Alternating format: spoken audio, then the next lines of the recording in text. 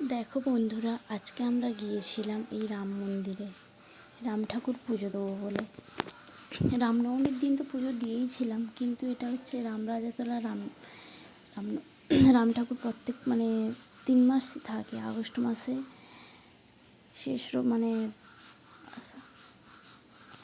প্রত্যেক বছরই আগস্ট মাসের ওই 15-16 তারিখ করে ভাসান যায়।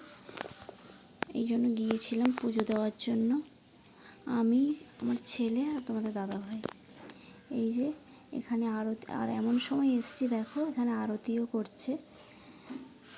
তার সাইডে সাইডে এই যে আরও ঠাকুর আছে এখানে মন্দিরে। মেন এই যে,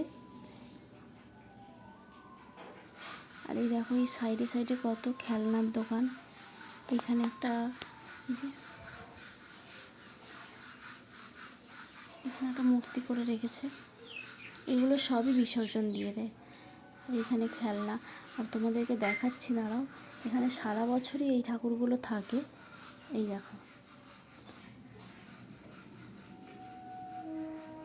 এই 4 মূর্তি সারা বছরই থাকে, কিন্তু এই রামনবমীর দিন বিশেষ করে ওই ঠাকুর ওই 3 জায়গায় যে ঠাকুরটা দেখালাম ওইগুলো নিয়ে আসা হয়। আর ওই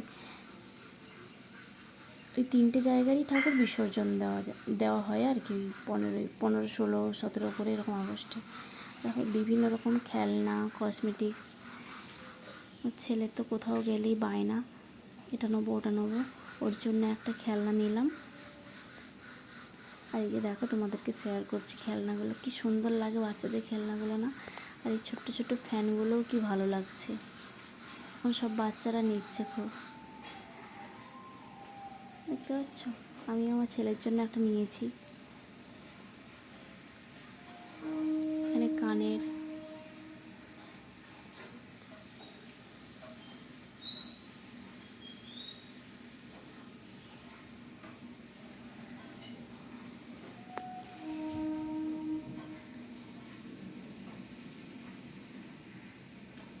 বাচ্চারা তো দেখলেই মোটামুটি বায়না। এই যে আর একবার দেখিয়ে দিচ্ছি তোমাদেরকে।